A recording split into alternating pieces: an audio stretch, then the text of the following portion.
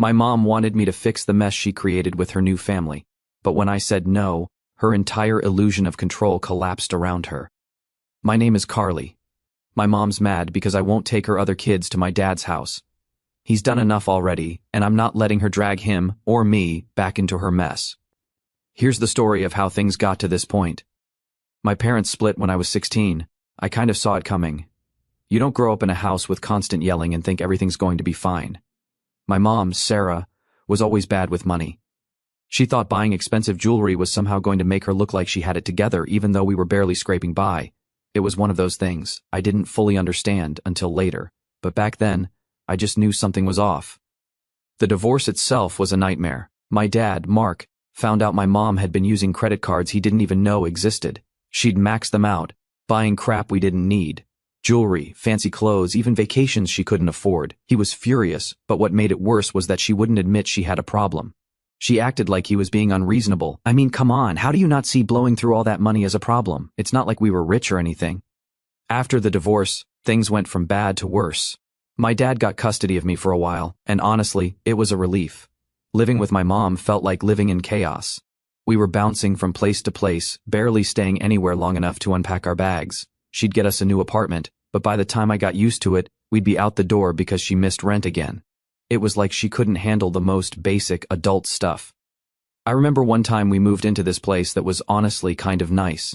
It was in a decent part of town, close to my school, and I thought, okay, maybe this is it. Maybe she's finally getting her act together.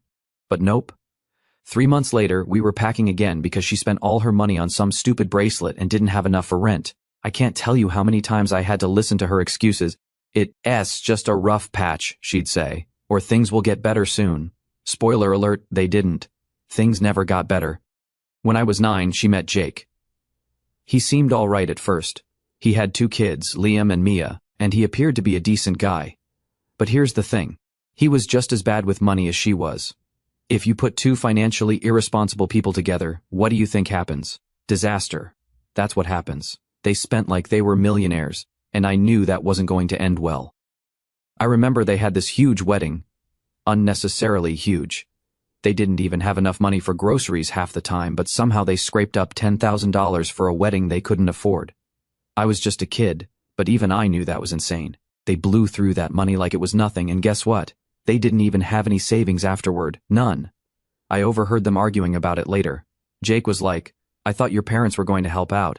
And my mom was all, I thought your parents were going to help out. Seriously, how do 2 grown adults not talk about this stuff before they spend all that cash? My dad was keeping an eye on me through all of this. I'd go stay with him every now and then, and honestly, I always felt safer there. He had a good job, a stable home, and he wasn't blowing all his money on random stuff. It was such a different vibe from being with my mom and Jake. But even though I spent more time with my dad, my mom never stopped trying to drag him into her problems. Every once in a while she'd call him up and ask for money, not even for me, but for her and Jake. Hey Mark, we're in a bit of a rough spot, could you help us out? My dad would shut it down every time. He wasn't about to get sucked back into her financial mess, and I didn't blame him. He'd done enough for her already. Things got worse when they had more kids, 2 more babies on top of Liam and Mia. Suddenly, there were 5 kids in the house, including me. It was chaos, absolute chaos. The babies were crying all the time, Liam and Mia were running wild, and my mom and Jake were constantly stressed about money. It didn't help that they couldn't stop spending. I'm talking about late rent, bills piling up, and still finding money to go out to dinner. Who does that? It got so bad that my dad took me in full-time again. I think he could tell I was getting overwhelmed, and honestly, I didn't want to be there either. It was like every day was just waiting for the next disaster. I felt guilty for leaving my siblings in that mess, but at the same time, I had to take care of myself too. I couldn't keep living in that chaos. One time, my mom even tried to get my dad to take Liam and Mia for the weekend. She was like, oh, they really miss you, they want to spend more time with you. He shut that down so fast. Sarah, they aren't my kids, he said. I'm not responsible for them. It sounds harsh, but he was right. My mom kept trying to push her problems onto him, and I wasn't going to let that happen. He had enough on his plate dealing with her for all those years, and I wasn't about to let him get dragged back in just because Jake and her couldn't handle their own mess. By the time I turned 18, I was spending almost all my time with my dad. My mom hated it and would guilt-trip me every chance she got. "Your siblings need you," she'd say, "or you're abandoning us." But I wasn't abandoning anyone, I just couldn't live like that anymore. Every time I went back to visit, it was the same thing: bills unpaid, rent late, and my mom swearing she'd get her act together. She never did, though. I don't think she ever will. Things really started spiraling when Jake and my mom decided to have more kids. I remember thinking, you already have enough on your plate with Liam and Mia, and now you want to add more? But no one asked me what I thought. I guess I shouldn't have been surprised. They didn't ask for anyone's opinion on anything, ever. They just did whatever they wanted, and dealt with the consequences later. Well, dealt with is generous. They ignored the consequences, until it was too late. So, they had their first kid together when I was about 13. I was living with my dad mostly by then, so I wasn't around all the time, but every weekend, I'd be thrown back into the chaos of their house. And it was chaos. There was never enough of anything: food, space, patience. The baby, Emma, was always crying, and Liam and Mia were running wild, like they had no rules at all. It was like Jake and my mom were so caught up in their own drama, they forgot they had kids to take care of. It didn't help that Jake lost his job around that time. He was working as a mechanic, but I guess he got into some kind of fight with his boss and ended up getting fired. Instead of looking for another job right away, he just hung around the house all day, sulking. My mom was working part-time at some retail store, but it wasn't enough to cover everything, so they fell behind on rent again. But what really blew my mind was how they'd act like everything was fine when I visited. They'd put on this front of being a happy family, but it was so fake you could practically see through it. They'd try to do these forced family dinners, where everyone would sit around the table like we were in some sitcom. Jake would crack lame jokes, and my mom would act like nothing was wrong, but meanwhile, the bills were piling up, and you could feel the tension hanging in the air like a thick cloud. And then, because they clearly hadn't learned their lesson the first time, they had another baby. Yep, just a year after Emma was born, Noah came along. Now there were 5 kids in the house. 5. And guess who got roped into helping out every time I was there? Me. It's like they thought, oh, she's older now, she can handle it. So I'd get stuck babysitting while they did who knows what, probably arguing about money if I had to guess. It got to the point where I dreaded going over there. I'd tell my dad about it when I went back to his place, and he'd just shake his head. He didn't understand how they could keep digging themselves into a deeper hole. Honestly, neither did I, but it wasn't my mess to fix. One time, I remember being over there for a weekend, and everything was extra tense. Liam had just started middle school, and he was acting out a lot, getting into fights at school, refusing to do his homework, the whole rebellious preteen thing. Mia was quieter, but she was always glued to her phone, ignoring everything going on around her. I tried talking to Liam about it once, but he just shrugged and said, "What's the point? No one cares what I do." That hit me hard. I mean, I knew things were bad, but hearing him say it so plainly made me realize just how much this mess was affecting them too. It wasn't just me feeling like I was stuck in the middle of a disaster. Liam and Mia were caught up in it just as much as I was. But they didn't have an escape. They didn't have my dad's house to go to when things got too crazy. They were stuck in that madhouse 24/7. I don't know if it was guilt or what, but after that, I started trying to be there for them more. I didn't want to, but I felt like I had to. They didn't ask to be born into this mess any more than I did, and it wasn't their fault that their parents were, well, their parents. So I'd hang out with them when I could, play games with them, try to get them out of the house when things got too tense, but it didn't help much. The tension in that house was too thick to cut through with a few games of Monopoly. Jake and my mom were always either arguing or pretending everything was fine, and the kids were picking up on all of it. I could see it in how they acted. Mia got more withdrawn, and Liam's attitude just kept getting worse. Then, one night, things really blew up. I was staying over for the weekend, and they were arguing again, as usual, but this time it was loud enough that all the kids heard. Liam came into my room, eyes wide, and asked, "Are they getting divorced?" I didn't know what to say. I didn't want to lie to him, but I also didn't want to freak him out more than he already was. So, I just told him that I didn't know, and that no matter what happened, we'd figure it out. He didn't seem convinced. And honestly, neither was I. Turns out, they weren't getting divorced. They were arguing about money again, and the stress of having 5 kids. Jake was threatening to leave, and my mom was crying, begging him to stay. It was a mess, and I felt like I was standing in the middle of it with no way out. I couldn't even escape to my dad's house because I was stuck there until Sunday night. The next day, I tried to act normal for the kids' sake. We went out to the park for a few hours, just to get away from the house. Liam didn't say much, but Mia opened up a little. She told me how stressed out she was, how she felt like she had to be the good kid so her parents wouldn't worry about her on top of everything else. That hit me hard too. Here was a 9-year-old kid trying to hold it together for her parents when it should have been the other way around. That night, after I put the little ones to bed, I heard my mom on the phone. She was talking to my dad, and from what I could hear, she was trying to get him to take Liam and Mia for a few weeks. She was saying something about how they needed a break from the chaos and that it would be good for them to spend time with their other family. I remember thinking, what other family? My dad's not their dad. Why should he take care of them? It didn't make sense to me then, and it still doesn't. My dad wasn't responsible for cleaning up her mess, and neither was I. That's how things were for a long time. Chaotic, tense, and full of fake smiles and forced family dinners. I was just waiting for the next blow-up, the next argument, the next thing to go wrong, and honestly, I was just trying to survive it. Update 1. By the time I hit 18, I was pretty much living full-time at my dad's place. It wasn't like some big decision or anything, it just kind of happened naturally. My dad's house was calm, stable, 2 words that didn't exist in my mom's world. So, I started spending more time at his place, and eventually, I just stayed. Honestly, it was the best decision I ever made. But of course, nothing's ever that simple with my mom. One day, out of nowhere, she called me up, crying, full-on sobbing. At first, I thought something terrible had happened, like someone had died or something. But no, it was her usual drama. She was going on about how the kids missed me, how they needed me around more, and how everything was falling apart without me there to help out. I didn't even know what to say. She was acting like it was my job to fix her life, like somehow me being there was going to magically solve all her problems. So I just kind of sat there, letting her ramble on, hoping she'd run out of steam eventually. But she didn't. She kept pushing, telling me how I was abandoning my family, how Liam and Mia were asking about me all the time, and how even Emma and Noah, who were toddlers at this point, were crying for me. It was a straight-up guilt trip. After a while, I finally cut in and said, "Mom, I'm not abandoning anyone. I'm just trying to live my life. And I can't do that with all the chaos over there." I tried to be as nice about it as I could, but honestly, I was fed up. I had spent enough time cleaning up her messes, and I wasn't about to let her drag me back into it. She didn't take it well. Her tone changed real quick. She went from crying to angry in a heartbeat. "You don't care about us anymore," she yelled. "You've turned into your father, always putting yourself first." That one stung.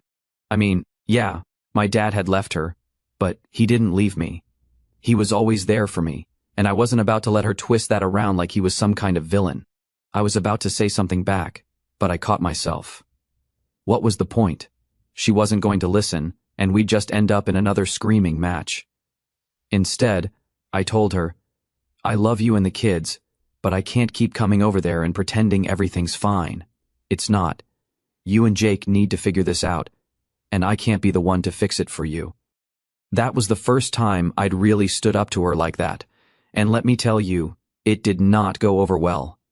She hung up on me, which honestly was kind of a relief. I didn't want to deal with the aftermath of that conversation right then, but of course, it didn't end there. A few days later, my dad came home from work with this weird look on his face.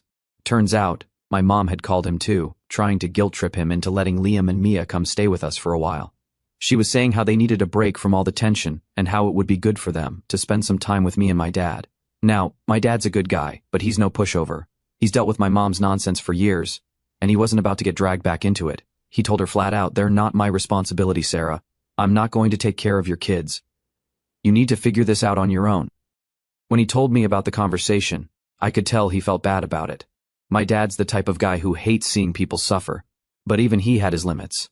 And honestly, I didn't blame him. He'd done more than enough to help my mom over the years, and it wasn't fair for her to keep trying to pull him into her mess. After that, my mom started trying other ways to get to me. She'd send Liam or Mia to call me, knowing I'd have a harder time saying no to them.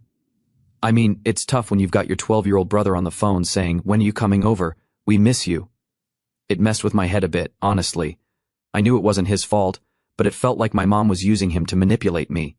And then, to make matters worse, she started dropping hints that Jake was thinking about leaving.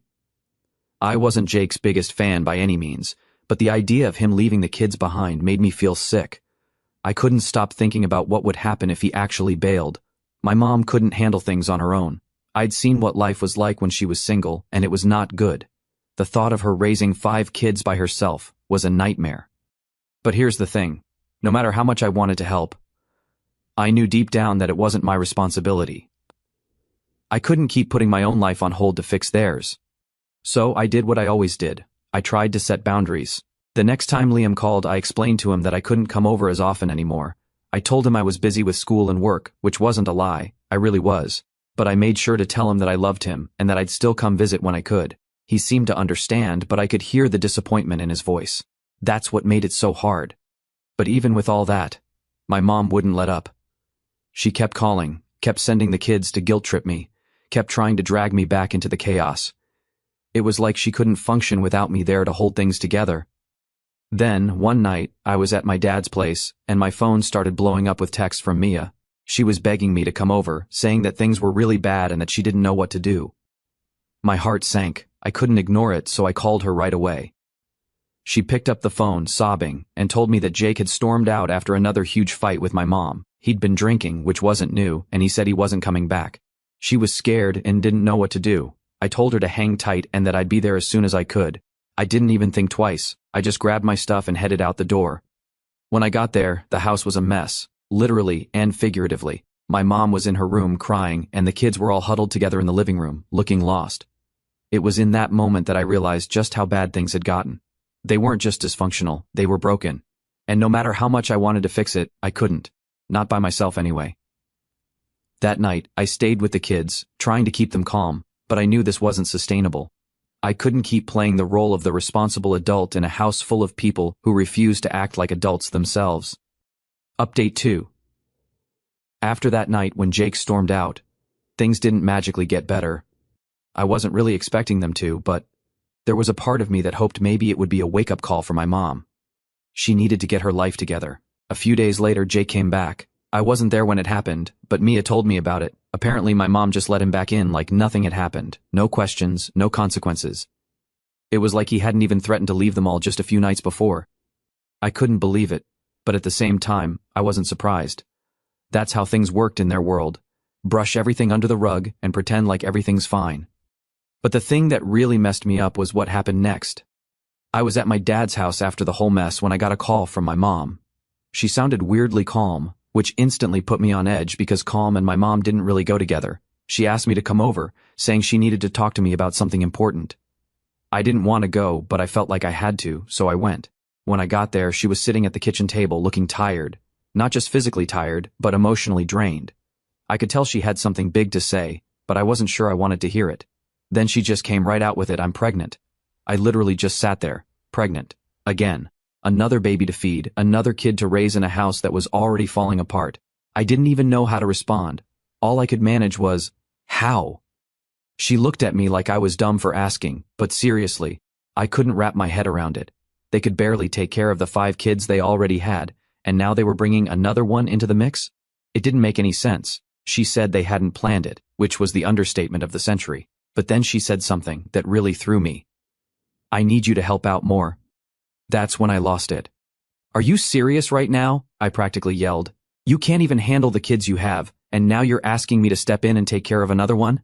She looked hurt, but I didn't care at that point. I was angry because she was just making things worse and expecting me to pick up the pieces. It wasn't fair. It wasn't my responsibility. I can't do this anymore, Mom, I said, my voice shaking. You keep saying everything's fine when it's not. You need to figure this out. She didn't say anything for a long time, and I could see she was trying to hold back tears.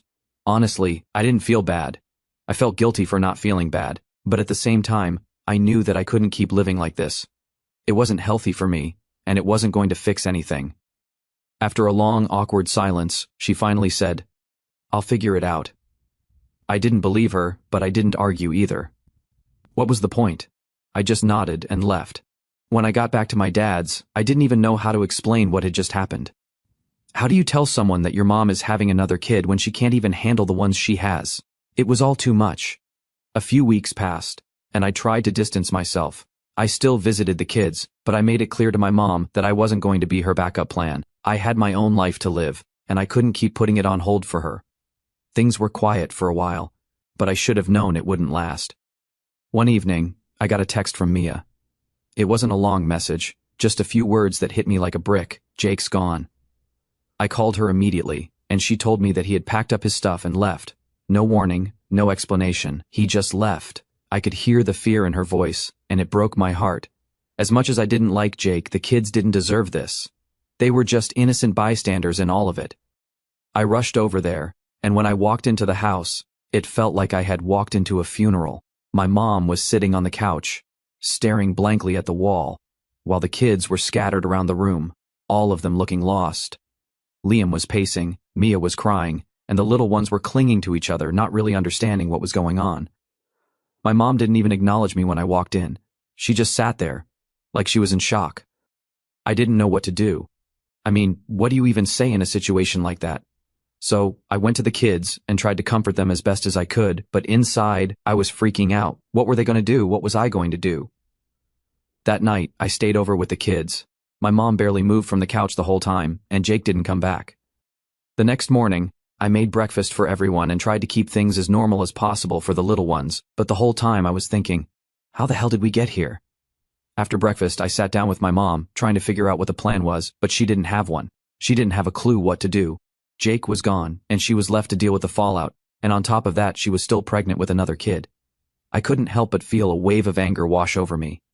How had it gotten this bad? How had she let it get this bad? I didn't have answers, and neither did she. Update 3. After Jake left, things just kept getting worse, which, honestly, I didn't think was possible at that point. My mom was a wreck, and the house was basically falling apart around her. The kids were all over the place, and I was trying to be there as much as I could, but it was draining every time I walked into that house. It felt like a weight dropped on my chest.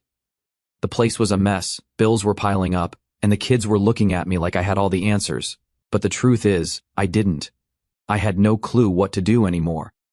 I tried to keep some normalcy for them. I'd help with homework, make dinner, even clean the house when it got too unbearable, but it didn't feel like enough. Nothing did. My mom was barely functioning, and with the baby on the way, I knew things were going to get even more chaotic. Part of me felt like I should step in more, but another part of me knew that wasn't fair. I had my own life. I wasn't their parent. I wasn't even living there full time. But still, the guilt was eating me alive. The breaking point came about 2 months after Jake left. I was over at the house, helping Liam with some school project, when my mom came out of her room, looking worse than I'd ever seen her. She sat down at the kitchen table and just stared at me for a while. I didn't know what she was going to say, but I could feel something big was coming. Then she dropped it. I'm going to lose the house. I didn't know what to say. I mean, I knew things were bad, but I didn't realize they were that bad. She hadn't been paying the mortgage since Jake left, and now they were threatening to take the house away. I asked her what she was going to do, and she just shrugged. I don't know, she said. I was hoping you could help. That's when I knew I couldn't keep doing this. I couldn't keep letting her drag me down with her. I had been trying to help for years, and things had only gotten worse. I realized that no matter how much I did, it was never going to be enough because she wasn't willing to take responsibility for her own life. I took a deep breath and said, Mom, I can't keep fixing this for you. She looked at me, confused. What do you mean? I mean, I can't keep coming over here, cleaning up the mess, and pretending everything's okay, I said. You need to figure this out on your own. I'll help with the kids, but I'm not going to fix your financial problems. I'm not going to save this house. I could tell she didn't want to hear it. She started crying, saying how she didn't know what to do, how she was scared, how she couldn't do this without me. And yeah, that hit me hard. It's tough hearing your own mom say stuff like that, but at the same time, I knew this was the right thing to do. I had to draw the line somewhere, and this was it. I'll help as much as I can, I told her, but I'm not a bank, and I'm not a parent. You've got to take control of your life. She didn't say much after that, just sat there wiping away her tears, looking completely defeated. I felt like crap, but I knew it had to be done. If I didn't set boundaries now, she was going to keep leaning on me forever, and I couldn't live like that. After that conversation, things got a little weird between us.